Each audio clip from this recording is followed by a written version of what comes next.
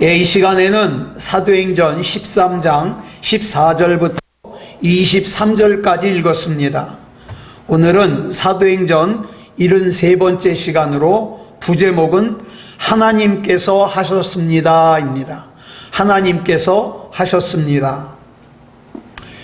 사사시대가 막을 내린 후에 이제 이스라엘에는 왕이 다스리는 왕정시대가 시작이 됩니다. 그 왕정시대가 시작이 되면서 이스라엘 역사상 최초의 왕으로 등극한 사람이 바로 사울입니다. 그리고 두 번째로 왕이 된 사람이 다윗이죠. 지금 사도 바울이 이 사울과 다윗의 설교를 하면서 하나님께서 사울을 왕으로 주셨다가 패하셨고 하나님께서 다윗을 새로운 왕으로 세우셨다는 거예요. 여기서 우리가 주의 깊게 봐야 될 동사가 뭐냐? 주셨다, 패하셨다, 세우셨다입니다. 왕을 요구하는 이스라엘 백성에게 사울을 왕으로 주신 분도 하나님이셨고 그를 패하신 분도 하나님이셨고 베들레헴의 천한 목동이었던 다윗을 또 새로운 왕으로 세우신 분도 하나님이셨습니다. 여러분, 우리가 반드시 기억해야 될 것이 있어요. 이스라엘의 역사는 철저하게 하나님 중심의 역사관이거든요. 이스라엘만 그런 것이 아니라 저와 여러분의 인생관도 그렇습니다. 하나님께서 주관하셔요. 그런데 이것은 사도 바울 개인의 주관적인 견해가 아니에요. 구약 성경을 보면 열왕기 상하, 역대 상하를 보면 이스라엘 왕조 시대의 역사를 쭉 기록하고 있거든요. 이 내용을 단 한 줄로 요약을 하면 뭐냐? 왕을 세우시는 분도 하나님이시요 패하시는 분도 하나님이시라는 거예요. 다니엘 선지자가 다니엘서 2장 20절로 21절에서 이렇게 증언한 이유가 바로 그겁니다. 우리 같이 읽어볼까요? 시작. 영원부터 영원까지 하나님의 이름을 찬송할 것은 지혜와 능력이 그에게 있음이로다. 그는 때와 계절을 바꾸시며 왕들을 패하시고 왕들을 세우시며 지혜자에게 지혜를 주시고 총명한 자에게 지식을 주시는도다. 나라와 민족의 역사를 주관하시는 분이 하나님이라는 것은 성경에 일관된 메시지예요. 사울이 자기의 능력으로 이스라엘 역사상 첫 번째 왕이 된 게 아니에요. 사울로 하여금 왕이 되게 하신 분은 하나님이셨습니다. 그리고 이스라엘은 절대 약하지 않아요. 사울의 권력은 누구도 넘볼 수 없을 만큼 공고했습니다. 그리고 이스라엘의 군대는 막강했습니다. 그런데 그런 이스라엘을 하나님께서 블레셋과의 전쟁에서 패하게 하심으로 사울 왕조를 패해버리셨습니다. 그렇다면 우리는 하나님께서 직접 세우셨던 사울을 왜 패하셨는지 그 이유를 반드시 생각해 봐야 되겠죠. 블레셋의 거인 골리앗이 이스라엘을 침략했을 때입니다. 이스라엘 군인들 중에서 감히 골리앗과 맞서려고 하는 장수가 없었죠. 그도 그럴 것이 키가 2m 97에 입고 있는 갑옷의 무게만 57.5kg예요. 사람 한 사람 몸무게죠. 그 창 끝에 달려있는 창날만 7kg이랍니다. 이런 거인 골리앗의 위세에 이스라엘 모든 군인들이 다 눌려가지고 감히 나가서 싸우려고 하는 군인이 없어요. 이제 이스라엘은 바람 앞에 등불 같은 거죠. 그때 보잘것없는 양치다가 온 목동 다윗이 골리앗과 맞서 싸워서 골리앗을 물리치고 이스라엘을 위기에서 구합니다. 그 후에도 다윗은 나라를 위해서 혁혁한 공을 세우고 사울왕은 다윗을 장군으로 임명합니다. 그런데 그렇게 다윗을 좋아했던 사울왕이 얼마 뒤에 질투에 사로잡혀서 다윗을 죽이려고 합니다. 다윗을 죽이려고 하는 사울왕의 집념은 아주 집요했죠. 그래서 다윗은 어쩔 수 없이 도망다니면서 살아야 됐습니다. 사울왕은 다윗 한 사람을 죽이기 위해서 3,000명으로 이루어진 특공대를 구성해가지고 어쩔 때는 자기가 그 3,000명을 직접 이끌고 다윗을 죽이려고 쫓아다니기도 했어요. 사울왕이 왜 그토록 다윗을 집요하게 죽이려고 했는지 그 이유가 참 기막히죠. 다윗이 블레셋과의 전쟁에서 큰 승리를 거두고 돌아오던 날 백성이 나와가지고 막 환영하는데 그 자리에 사울왕도 같이 있었어요. 수많은 여인들이 악기를 연주하면서 춤을 추면서 노래하기를 사울이 죽인 자는 천천히요 다윗은 만만이로다 이렇게 소리 높여서 노래했어요. 사울이 죽인 사람이 1,000명이라면 다윗이 죽인 사람은 10,000명이라는 거죠. 이 말을 듣고 사울왕이 기분이 나빴어요. 그래서 사무엘상 18장 8절로 9절을 보면 이렇게 기록하고 있습니다. 시작. 사울이 그 말에 불쾌하여 심히 노하여 이르되 다윗에게는 만만을 돌리고 내게는 천천만 돌리니 그가 더 얻을 것이 나라 말고 무엇이냐 하고 그날 후로 사울이 다윗을 주목하였더라. 근데 보세요. 이미 사울은 나이를 먹었어요. 어떻게 나이 먹은 사울왕이 젊은 장군을 갖다가 똑같이 싸울 수 있겠습니까? 그러니까 나이 든 사울은 적게 이기는 게 당연한 거죠. 예. 그렇다면 자기 밑에 그렇게 용맹스러운 또 충성스러운 장군을 거느렸다면 왕의 자랑거리가 아니겠어요? 근데 사울왕은 어떻게 합니까? 경계하는 거예요. 경계. 나보다 더 인기가 좋으면 어떡하지? 경계. 그래서 사울왕은 다윗을 죽이려고 했습니다. 또 이런 사건이 있었어요. 어느 날 왕궁 식탁에서 사울왕의 장남 요나단과 다윗이 밥을 먹다가 식사를 하다가 요나단이 다윗을 옹호하는 말을 하니까 사울왕이 크게 화를 냈어요. 사무엘상 20장 30절로 31절에 보면 이렇게 기록하고 있습니다. 시작. 사울이 요나단에게 화를 내며 그에게 이르되 패역무도한 계집의 소생아 내가 이새의 아들을 택한 것이 내 수치와 내 어미의 벌거벗은 수치됨을 내가 어찌 알지 못하랴. 이새의 아들이 땅에 사는 동안은 너와 내 나라가 든든히 서지 못하리라. 그런즉 이제 사람을 보내어 그를 내게로 끌어오라. 그는 죽어야 할 자이니라 한지라. 여기 보니까 다윗을 욕하다가 누구까지 욕해요? 자기 아들을 욕해요. 자기 아내를 욕해요. 아주 쌍스럽게. 사울왕은 자기의 경륜과 카리스마로 자기 생전에 살아 생전에는 자기가 충분히 다윗을 제어할 수 있지만 자기가 죽고 난 이후에는 물러 터지기만 한 이 요나단이 다윗의 적수가 될 수가 없다고 생각한 거예요. 바꿔 말해서 사울왕은 자기가 죽고 난 후에 장남 요나단이 왕권을 유지하는데 최대의 걸림돌, 최대의 위험거리가 다윗이라고 지목을 하고 있는 거죠. 그래서 그는 자기 아들을 위해서라도 자기 살아생전에 반드시 다윗을 죽여야 된다고 생각하는 거예요. 사울왕이 하나님의 공의를 위해서 다윗을 죽이려고 하는 게 아니에요. 백성의 안녕을 위해서 다윗을 죽이려고 하는 것도 아니에요. 다윗이 불의한 악인이기 때문에 벌을 주려고 그러는 것도 아니에요. 사울왕이 다윗을 죽이려고 하는 이유는 단 한 가지, 자기의 왕권을 지키고 자기가 죽고 난 다음에 자기 아들이 왕권을 유지하는 데 있어서 아무런 장애물이 없도록 그 장애물이라고 생각하는 다윗을 죽이려고 그러는 거죠. 그래서 자기의 권력을 유지하기 위해서 나라를 구한 영웅인 다윗을 죽이려고 그러는 거예요. 자기 아들을 위해서 남의 집 아들을 죽이려고 그러는 거예요. 자기 아들을 위해서 남의 집 아들을 죽이기 위해서 또 남의 집 아들을 3,000명을 갖다가 끌고 다니는 거예요.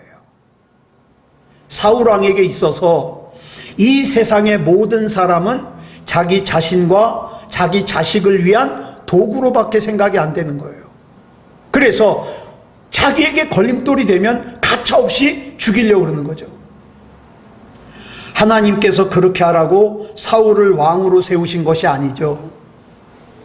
하나님께서 사울에게 왕권을 주신 것은 권력의 선한 청지기가 되어 하나님의 공의에 따라서 백성을 바르게 섬기라고 주신 거예요. 그러나 왕이 된 사울이 하나님께서 자기에게 맡긴 그 권력으로 자기 자신과 자기 자식을 위해 하나님의 공의를 철저하게 짓밟았어요. 무시했어요. 그 불의한 사울과 그 왕조를 그를 세우신 하나님께서 패하시는 것은 당연한 거죠. 오늘 우리도 마찬가지예요. 하나님께서 나에게 힘을 주셨어요. 나에게 건강을 주셨어요. 나에게 재물을 주셨어요. 나에게 시간을 주셨어요. 또 나에게 어떤 달란트를 주셨어요. 그거 왜 주셨을까요? 나와 내 자식만을 위해서요? 아니요. 하나님께서 그것을 나에게 맡기신 그 하나님의 공의에 따라서 사명을 감당하라고 맡겨주신 거죠. 그런데 그것을 가지고 내가 나와 내 자식만을 위해서 사용한다면 하나님이 패해버리시지 않겠습니까? 우리는 여기서 두 가지 귀중한 교훈을 얻게 됩니다.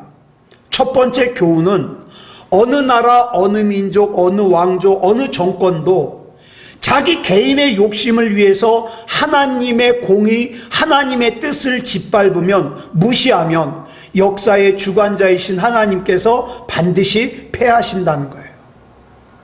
역사 이래로 인류의 역사가 이 사실을 증명해 주고 있어요. 인류의 역사 자체가 하나님의 섭리 속에 있기 때문이죠.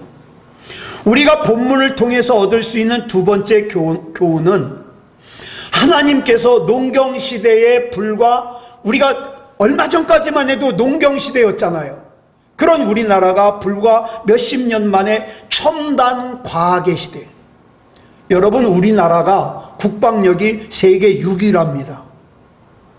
그리고 여러분 뉴스 보시면 알겠지만 지금 우리나라가 뭐 전차라든가 이런 걸 갖다가 판매하는 게 지금 미국이 두려워할 정도래요. 그 정도예요. 인공위성을 보내고, 그죠? 첨단과학. 반도체는요, 세계 1위예요.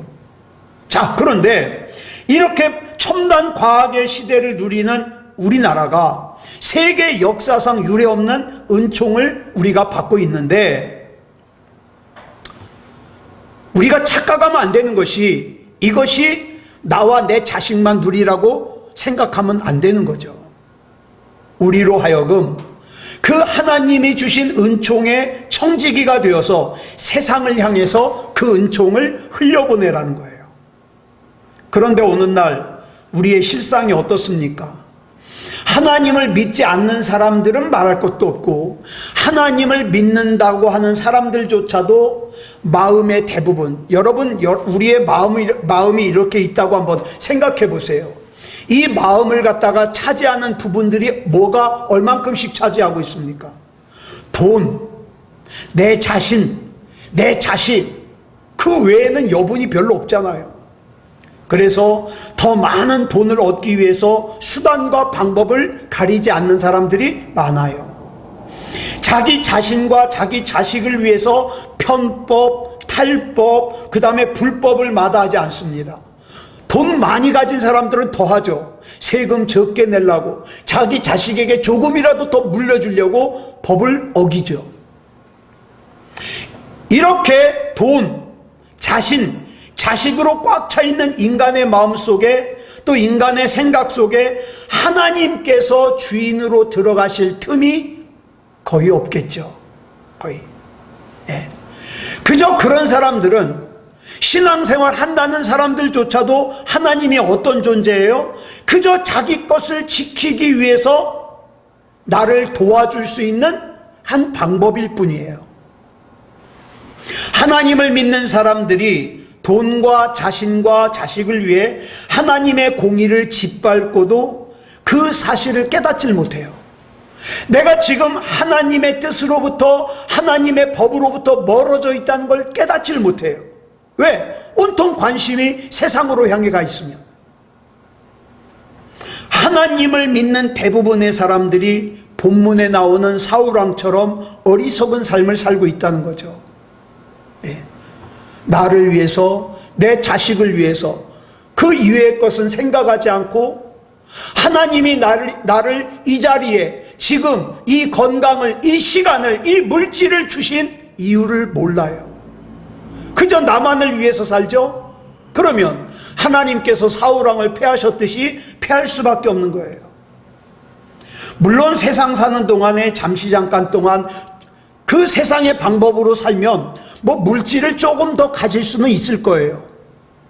또 좀 더 번영을 누릴 수는 있을지 모르겠어요. 내 자식에게 좀 더 많은 것을 물려줄 수 있을지는 모르겠어요.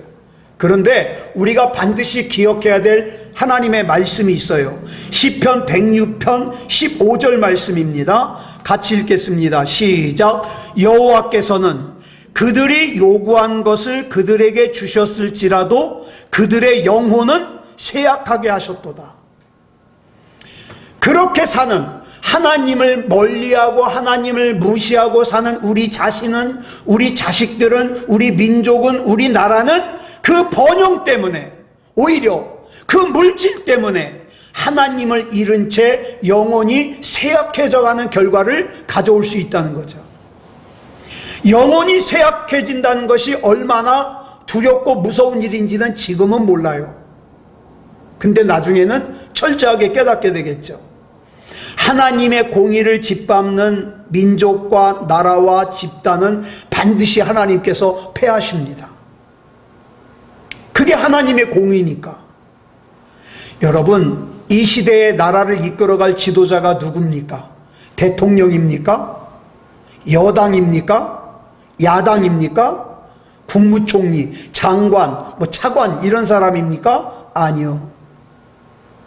저는 짧은 식견이지만 제가 보는 바로는 이 나라를 이끌어갈 사람들은 하나님을 믿는 사람들이에요.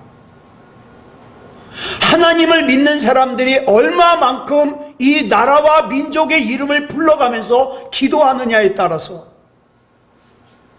이 나라의 운명이 결정이 되는 거죠. 하나님께서는 하나님을 경외하는 한 사람 한 사람을 통해서 이 시대의 역사 속에 하나님의 뜻, 하나님의 섭리를 이루십니다.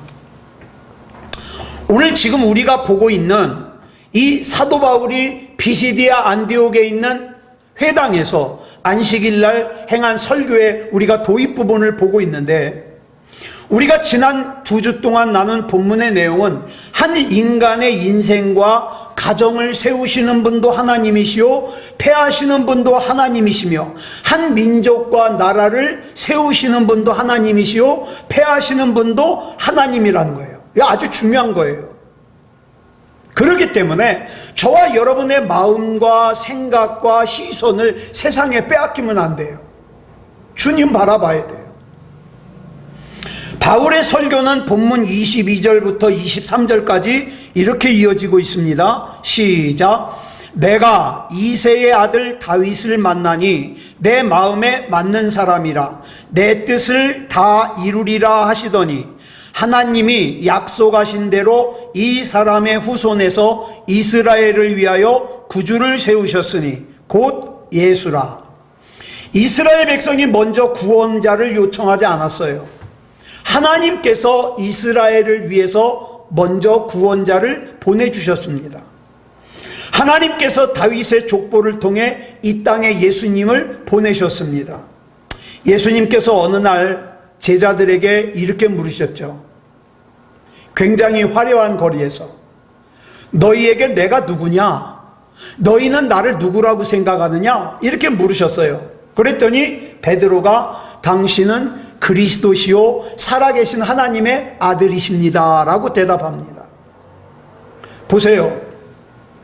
굉장히 화려한 도시 한가운데서 나사렛 빈민 목수 출신의 초라한 몰골의 예수님, 이사야 53장에 의하면 정말 볼품없는 예수님, 그 예수님을 향해서 당신이 하나님께서 이 땅에 보내신 우리의 구원자이십니다, 이렇게 베드로가 고백을 한 거예요. 이 고백을 받으신 예수님께서 마태복음 16장 18절에서 이렇게 말씀하십니다. 시작. 너는 베드로라. 내가 이 반석 위에 내 교회를 세우리니 음부의 권세가 이기지 못하리라. 사랑하는 여러분, 저와 여러분의 인생도 이 믿음 위에, 이 고백 위에 세웠으면 좋겠어요. 하나님, 나에게 여러 가지 문제가 있습니다. 돈 문제가 있습니다. 가족의 문제가 있습니다. 여러 가지 몸이 아픕니다. 문제가 있어요. 그러나 하나님, 이 열악한 상황 가운데서 나는 주님만 바라봅니다. 주님은 나를 구원하실 그리스도시요 살아계신 하나님의 아들이심을 내가 믿습니다. 내가 그 하나님만 바라봅니다. 이렇게 우리가 신앙으로 고백할 때에 그 고백 위에 우리 하나님께서는 교회를 세우시고 내 인생을 세우시고 우리 가정을 세우시는 거예요. 첫째로, 이 땅에 있는 모든 교회의 주인은 주님이십니다. 그 다음에 둘째로, 이 땅의 모든 교회를 세우시는 분도 주님이십니다. 물론 어떤 목사님이 교회를 개척할 수 있어요. 또 성도들이 모여가지고 교회를 시작할 수는 있습니다. 그러나 우리가 반드시 기억해야 될 것이, 이 땅에서 교회를 세울 수 있는 권한이나 능력을 가진 사람은 아무도 없어요. 그들은 단지 겉으로 드러난 도구일 뿐이요, 그들을 도구 삼아 교회를 세우시는 분은 오직 삼위일체 하나님이십니다. 우리 새소망교회를 세우신 분도 하나님이십니다. 우린 여기서 귀중한 사실을 깨달아야 돼요. 교회를 세우는 분이 하나님이시라면 그 하나님께서 그 교회를 폐하실 수도 있다는 사실이에요. 요한계시록에 보면 에베소 교회와 라오디게아 교회에 예수님께서 하신 말씀이 나오죠. 먼저 에베소 교회에 하신 말씀이 요한계시록 2장 4절로 5절에 나와요. 같이 읽겠습니다. 시작. 너를 책망할 것이 있나니 너의 처음 사랑을 버렸느니라. 그러므로 어디서 떨어졌는지를 생각하고 회개하여 처음 행위를 가지라. 만일 그리하지 아니하고 회개하지 아니하면 내가 네게 가서 내 촛대를 그 자리에서 옮기리라. 라오디게아 교회는 또 요한계시록 3장 15절로 16절에서 이렇게 말씀하셨어요. 시작. 내가 내 행위를 아노니 내가 차지도 아니하고 뜨겁지도 아니하도다. 내가 차든지 뜨겁든지 하기를 원하노라. 내가 이같이 미지근하여 뜨겁지도 아니하고 차지도 아니하니 내 입에서 너를 토하여 버리리라. 잘 보세요. 이 에베소 교회, 라오디게아 교회를 세우신 분도 하나님이시고 폐하신 분도 하나님이세요. 애당초 예루살렘 성전을 건축하려고 했던 건 누구예요? 다윗 왕이에요. 그런데 하나님이 허락을 안 하셔요.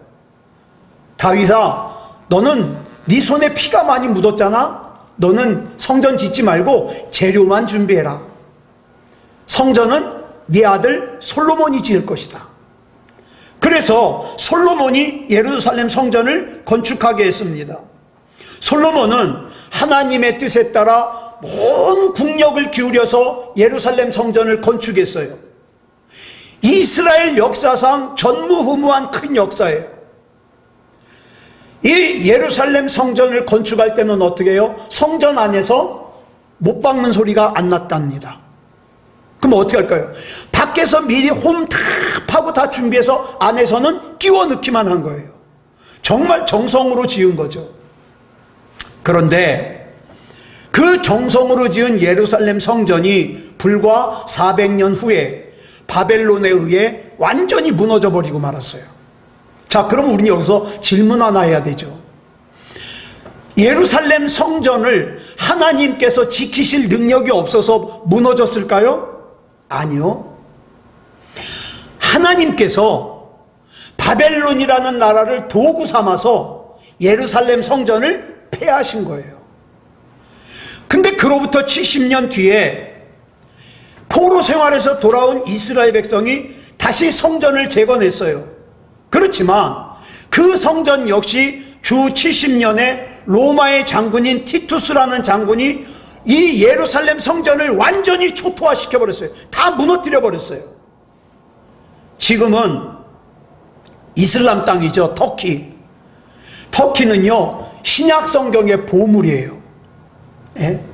사도 바울의 고향과 사도 바울을 배출한 안디옥 교회가 터키에 있어요. 그 다음에 사도 바울이 1차 전도여행, 2차 전도여행을 한 곳이 터키에 있어요. 또 에베소 교회와 갈라디아 교회처럼 사도 바울이 개척한 교회들이 터키에 있어요. 어디 그뿐입니까? 사도 요한이 개척한 요한계시록에 나오는 7교회 있죠? 그 7교회도 다 터키에 있어요. 하나님께서 그들을 도구 삼아서 그곳에 교회를 세우신 거예요. 그런데 지금 그 교회들이 다 어디 있습니까? 성지순례를 가보면 정말 흔적이 없어요. 흔적이. 사도 바울이 2000년 전에 그곳의 교인들과 함께 기도하고 예배드리던 곳이 어딘지 지금 있는 곳은요, 불확실해요. 진짜는 어딘지도 알지도 못해요. 지진과 같은 자연재해로 도시들이 완전히 폐허로 변해버렸기 때문이에요. 사도 바울이 유럽에 개척했던 빌립보 교회, 데살로니가 교회, 고린도 교회와 같은 교회들 역시 마찬가지예요. 이유가 뭘까요?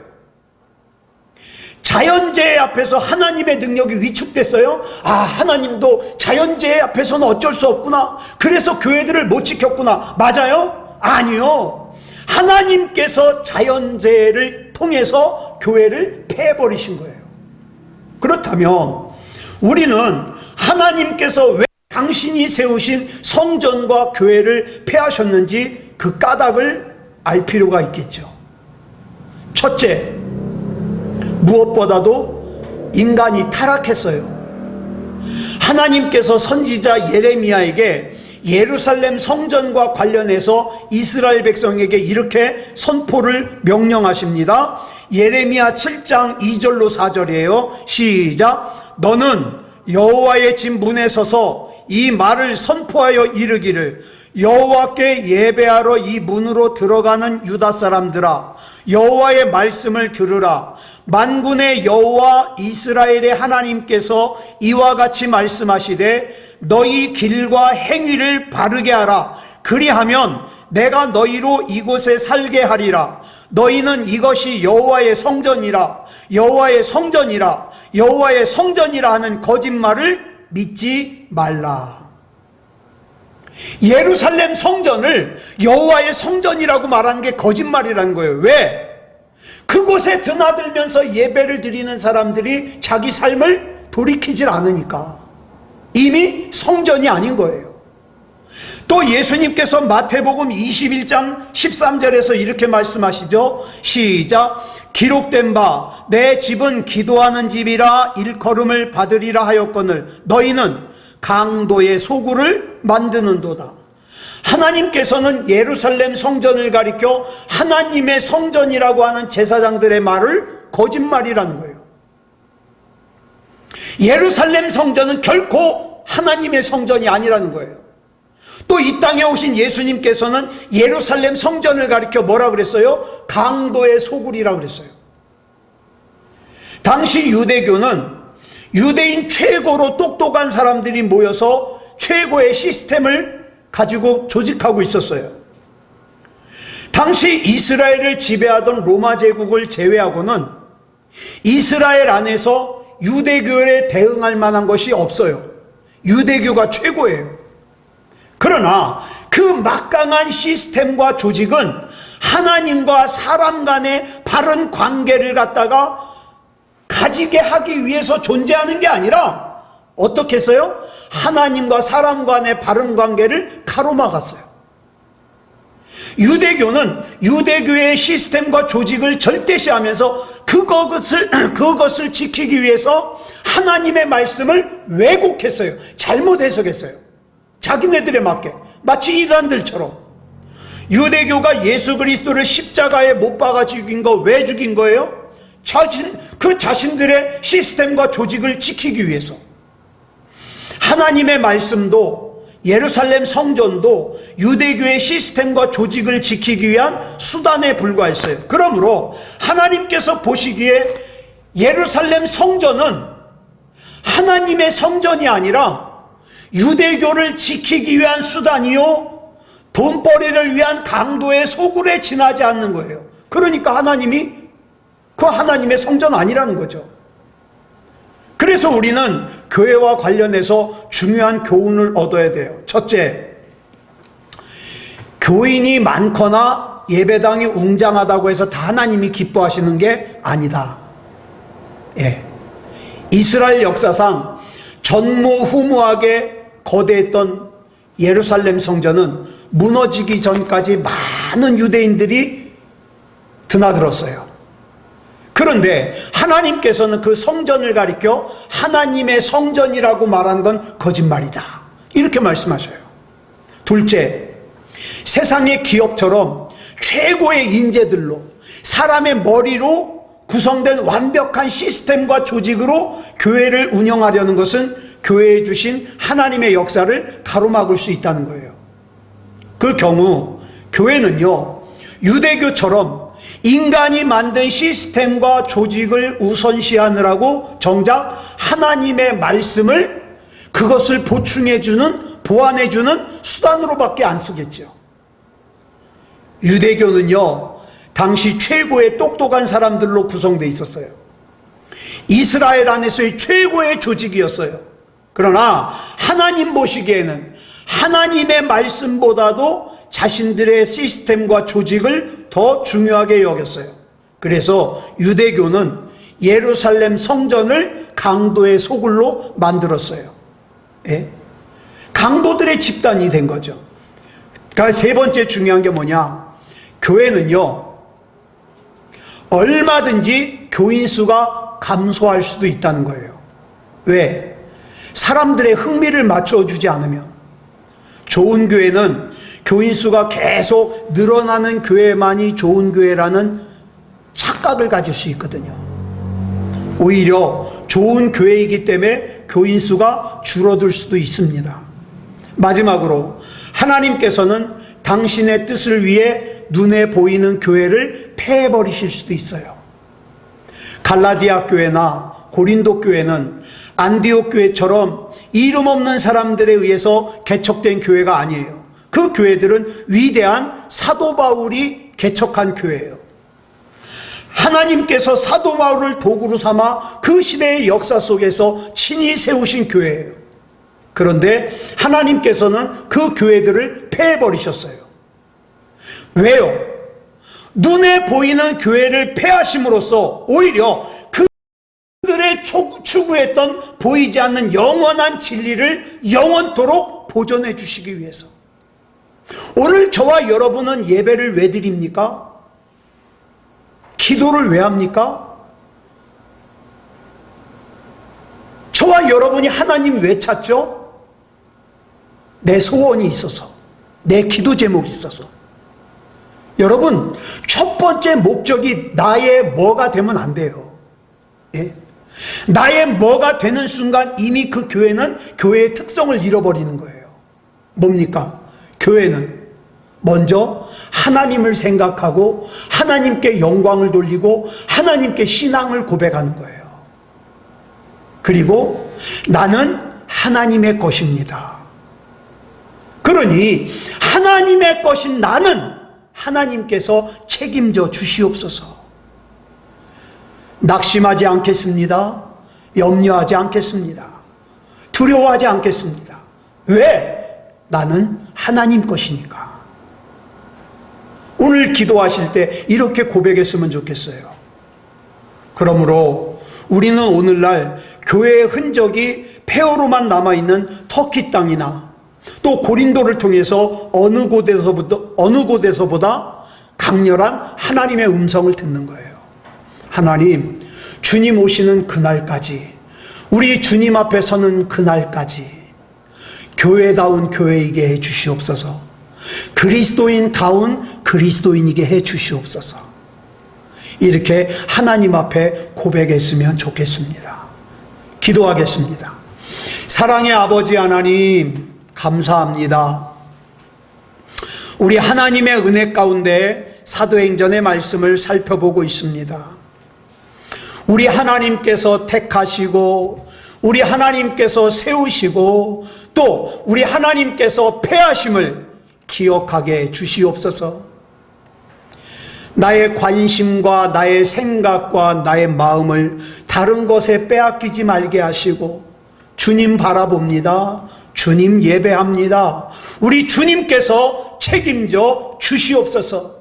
우리 주님께서 나에게 주신 건강, 우리 주님께서 나에게 주신 시간, 우리 주님께서 나에게 주신 재물, 우리 주님께서 나에게 주신 사랑하는 사람들, 우리 주님께서 나에게 맡겨주신 사명을 감당하는 일에 귀하게 사용할 수 있도록 인도해 주시옵소서. 이 밤에도 우리의 마음과 속을 쏟아놓고 기도할 때에 우리 하나님께서 붙잡아 주시고 인도해 주시고 응답해 주시옵소서. 모든 것을 우리 주님 앞에 맡겨드리오며 그리스도 예수님의 이름으로 감사하며 기도드렸사옵나이다. 아멘.